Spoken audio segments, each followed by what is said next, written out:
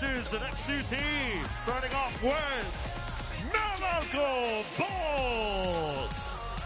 From Quezon City at number 1, JJ Espanola. From Cebu at number 7, Alfred Batino. From Guagua, Pampanga at number 9, Dexter Marquez. From Cebu at number 15, Joseph Senorifa. Coach of the Meralco Bulls, Coach Patrick Franz. And now let's call in Sista Super Sailors. From Cebu City at number 22, Rafi Octobre. From Rizal at number 23, Kenneth Moko. From Caloocan at number 31, JJ Manlangit. From Cavite at number 55, Jan Hamon. Coach of Sista Super Sealers, Coach Juben Formasil. Referees for this game, Jeff Tantay and Roldan Johnson. Sabi ni Alfred Batino that this Meralco team is focused on maximizing what they have, especially since papalapit na ang Grand Finals and also in the absence of their high scorer, Tonino Gonzaga. Although pinapahinga lang naman daw si Gonzaga sa leg na ito. Newly activated JJ Espanola has been practicing with the team since January. So kwento ni Alfred na he's adjusted well and doesn't feel like an outsider. Now coming into this leg, they have just been mastering their plays and honing their individual defense. Gentlemen? Thank you, Isa.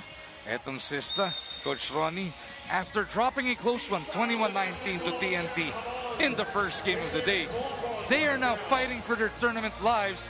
They lose this, they will not advance to the next round. Well, I really thought that they will pull through in their first match versus TNT. But unfortunately, TNT is a different animal pagdating sa closing out matches. But they're still alive and they want to get past the challenge of Meralco. Are also looking to make it outright sa quarterfinals with a win here in this match. Sista losing earlier sa TNT, 21-19. Meralco prevailing over Zamboanga, 21-15. Ken Mocon with a basket and a steal. Octubre misses on the deuce. All-important result nga to para sa Sista as Octubre kicks this one away. In the first game of Meralco, there's a total of 27 attempts from the one-point area. Only had 6 attempts from the 2-ball. So yan ang layunin nila, dikdikin ang bola sa loob. Sista naman, mas maraming tira sa labas. Halos yung dami lang sa loob. So nakafocus sila sa 2-point conversions. Batino na huli, hinahatak itong si Manlangit.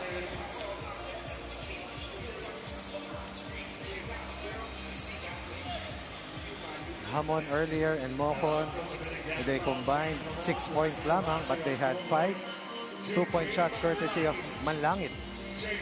Manlangit this time though, naipit ni Sedorifa deep in the under the basket. Grabe si Manlangit, 4 out of 5 kanina sa 2-ball, ha? Kaya naman talagang Sista actually controlled the game early, Coach Ronnie. But sabi mo nga, pagdating sa dikdikan na, after the TV timeout, doon talaga lumalabas si laro ng TNT. Pwede mong sabihin ganun. Tama yung punto mo. Yun yung second win na hinahanap nila. Yun yung palapit na sa twilight zone na tinatawag natin. Pero yung abilidad na makuha yung panalo sa dulo, di ba? Hindi lahat may kakayahan eh. Pero ang Meralco, ganun-ganun din halos yung nangyari naman. Nung first game nila kontra Zamboanga, slow start para sa kanila. Lalamang ang pangayan ng hanggang 5. Pero they knew exactly what to do in the end. Sa ngayon, lamang sila ng 1. Tama ka, lamang ng 5 kanina ng maaga ang kalaban. Manlangit, patuloy yung init ng kanyang kamay from the 2-point area. That's 5 of 6 in the last 2 games. 5 2-point conversions, perhaps a leg high para dito sa team, or rather dito kay Joseph Manlangit, as they take a 1-point lead laban sa white shirts ng Meralco. Barely 2 minutes into this contest, Sedorifa will be rifling it in para dito sa Bolts. The only other leg winner outside of the TNT Tropang Giga, Meralco looking to book that quarterfinal ticket right here, right now. Well executed 2-man game. Manlangi, Mocon from the corner. Doesn't work.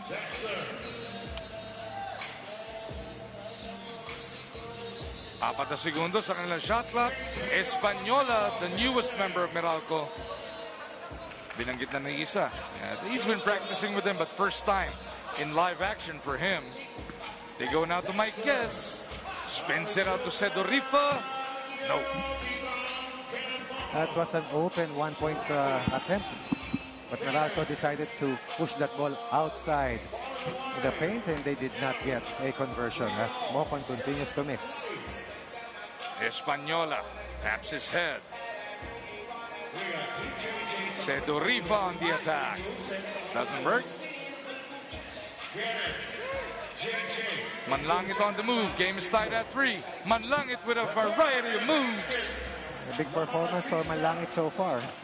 3 of the 4 points ng Sista, courtesy ng Batang Kangkalu.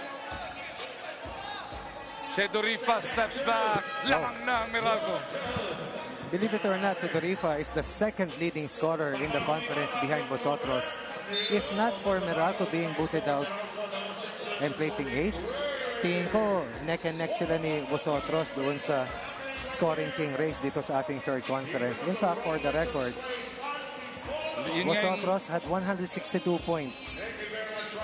133 sa Sedorifa, pero konti lang yung nilaro niya doon sa nakalipas na fourth leg. Yung fourth leg nga na yan yung worst finish ng Meralco this conference. Pang-8 sila out of the 14.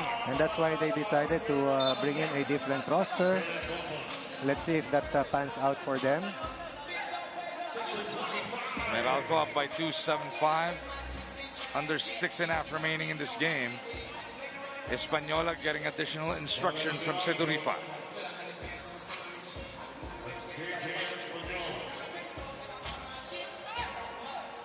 Batino looks around, puts it on the deck. Alfred with a strong finish. Good spacing for the Bolts. Different points of attack. Up 3 versus Super Sealers. Octubre's turnaround, di mo, Bran? Ang laki ni Octubre, no? Kahit sa buwan ng Hunyo, si Octubre napakalaki. Any month is Octubre best. Ay, gusto mo yan.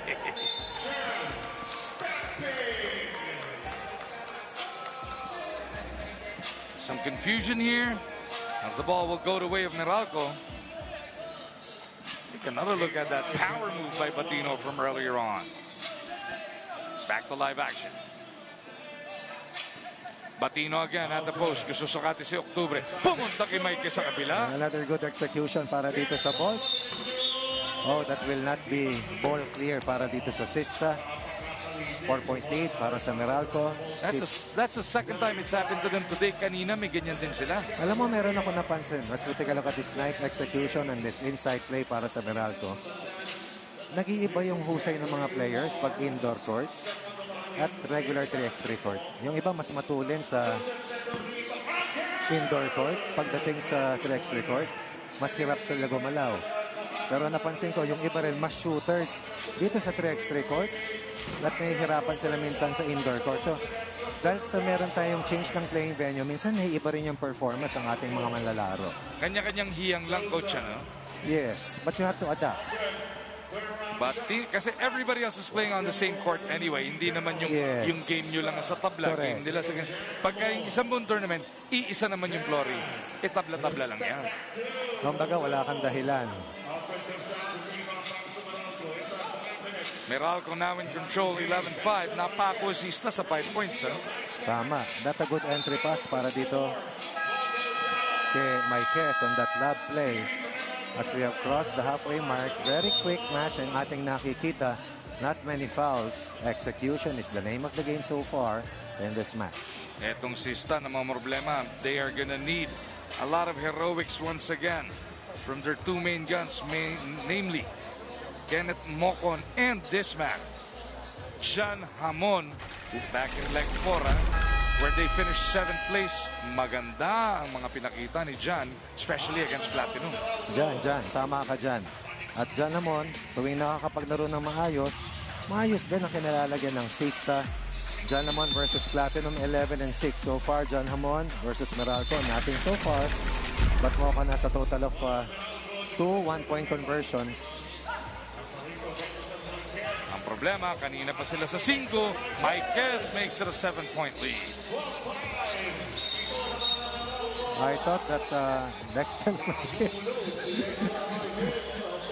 parang semento, mahirap itulak para dumapa. But he lost his balance, pero matatawagan ng offensive foul.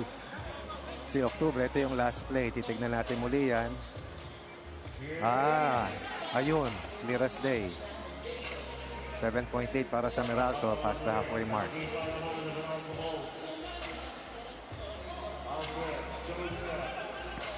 Sedurifa on the attack. Another good two-man game execution. Española doing a good job shadowing Mocon so far. Finally, nabasag ang katahimikan para sa Sista. Pero mabigat si Manlangit. Dahil siya, abot langit ng kontribusyon dito. Hindi sasadsad sa lupa, inaangat sa itaas para manatiling buhay. Up 7 ang Meralco. 8 points away. Sista with 3 team fouls already. Laban dito sa napakalaking lineup ng Meralco Box. And you talked about it already, not just this game para kay Manlangit, but all day long. As Hamon comes up with a steal. Jan steps beyond. Huli ni Marquez yun. Made a poor entry pass. Marquez within inch out with that good contest. As Jan Hamon is always dangerous in transition. Alam mo yung nagdi-dribble palabas, biglang maititira. Yan ang kakayahan ni Jan Hamon. Nabihira. At hindi lahat ay may ganyang klaseng katangian.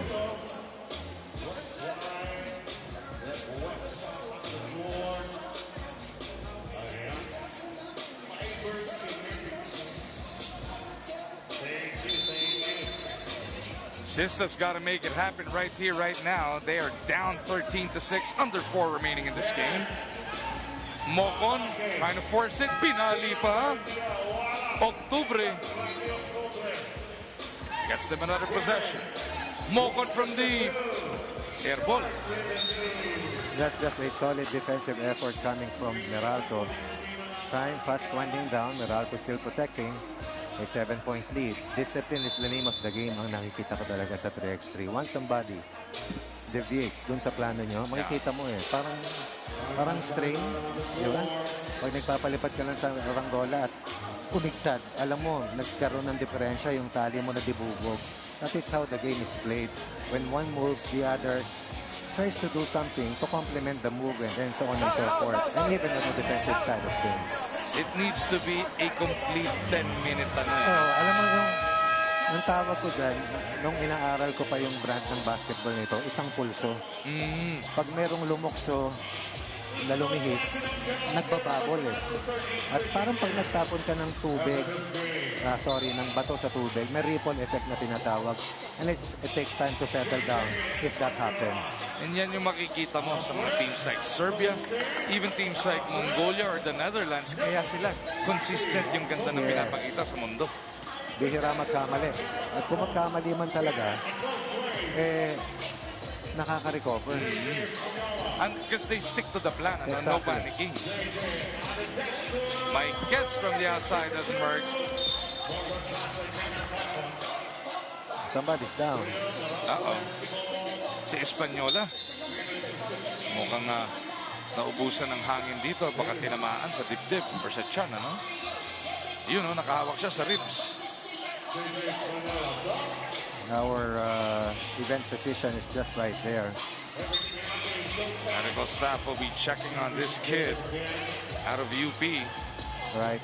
Former Fighting Maroon who used to play for Coach Bo Terasol. And play with the likes of Paul Desiderio, Jun Manso, among others. And he's giving Octubre a piece of his mind. Not technical. Si Española dito. That'll count as a team foul as well. That will not help out Meralco at all. And look at the veterans. Both Sedurifa and Batino approaching the young gun. Relax lang siguro dahil lamang pa sila ng 6. Baka magka-momentum bigla dito ang Sista. Ito yan. Saka natitigil yung laro eh. And a technical foul is a team foul.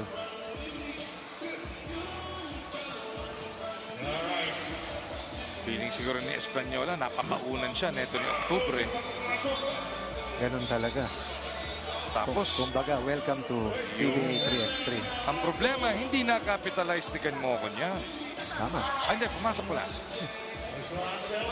Hindi nga, mintis pala. It remains at 13-7. Cedo Rifa. Excellent two-man game once again. Execution at the top of key has been key para dito sa Meralco so far. Look at that in-out transition.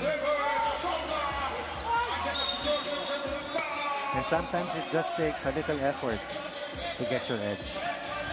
Minsan, hanapin mo anong skill set na kailangan, pero minsan, madadaan sa sipag. That's why you have blue-collar workers such as Abrigo and Christian Rivera and Robin Ronyo.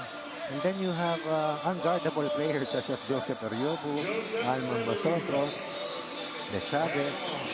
Then you have to find your niche. Kung anong role ka mayroon. Uy! Zan Hamon entering before the shot was taken. Manlangit inside. Naku!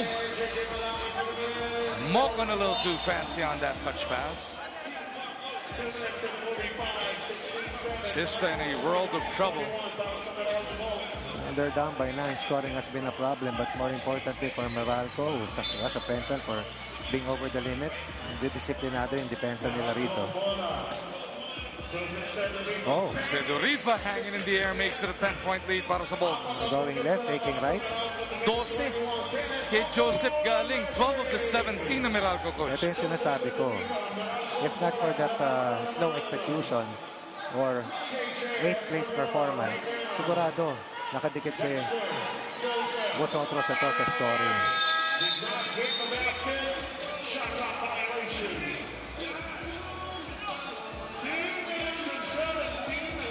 Meralco looking good to make the quarterfinals right in their second game. And that'll make it them and TNT if they hold off Sista here. Oh! Transition 2 for Espanola showing us that he has range. Mokon on the Mahirap yan. attack. Mahirap na tira yan. Manlangit, no. Hamon picks it up. Jan trying to take it himself. Imubra. Ang daming na-stop ni Batino na alanganing tira, no? He's such a presence down there, Coach Ronnie. And look at this. Batino and Cedorifa still upset at themselves here. Kahit na 2 points away na lang sila. Alam mo, matagal ko na nakita magkasama. In fact, we played against them. Love-hate. But eventually, love. Ang nananaig. That's the way they motivate themselves. Mabuti na nag-uusap. Kaysa never nag-uusap. Yeah. 11.8 para sa Meralco. 97 seconds left. Sista has that much time to mount a comeback as Meralco's offense has been better than Sista's defense. And Sista's offense has been left wanting. If not for Manlangit who has scored 5 points. Tingin ko nasa 2-3 pa lang dito ang Sista talaga. Gusto ko yung mga nuggets of wisdom that you drop on us every time, Coach Rons. Napag-aaralan ko lang sila kasi when we play sometimes 28 matches in 2 days. Right now, dati 30 yan. Ngayon 26. Let's take a look at this last miscom between Cedorifa. Kasi kanina kasi naagaw na yung isa. At nakita ko rin doon sa Zamboanga, nagkamali na rin sila sa ganito. Minsan, nakakatalo mo talaga eh. No. A 2-pointer away from ending it. Espanola dumps it inside to Batino. Batino surveys the floor, takes it himself. That puts them on the hill. Only the second point for Batino, pero kung titignan mo, very active siya sa loob, ano? Yung depensa niya, matindi talaga. So, Kubre gets this one to drop. Pati rebounding. Cedorifa surveys. They look to end it. Cedorifa for the win. No. Yan ang kakagalingan ni John Hamon. Nakita mo? Hindi ko alam kung inabot ng marami, pero nung kinalakihan ko si atoy ko, ang galing sa ganyan. Squalado kahit anong anggulo, no? Tama. Gandahan nun. Cedorifa. Wala pa rin. He went for the 2. Batino will take this one away. Batino looking to end it himself. Tries to give it up to the young gun. That is a pass that is doable by AL Banal standards, Hiram Bagaching, perhaps LA Revilla. Minsan sa malaki mahirap dahil yung weight mo, may centrifugal force. Iba din balanse as Batino will end it para dito sa Meralco. At walang duda, Meralco magandang simula. Meralco maganda ang pagtatapos. Meralco nanalo ng 12 laban dito sa Sista dahil si Joseph Seduripa 12 ang inambag para dito sa Meralco Bolts. At siya ang ating mapipili na top player of the match as we go to the final count, 21-9. Second loss para sa Sista, second win para sa Meralco. Dodong Joseph Seduripa, outstanding performance. 7 out of 10 overall, 70%, 7 rebounds, no turnovers, and has led the way in scoring once again for the second straight match para dito sa team ng Meralco Bolts.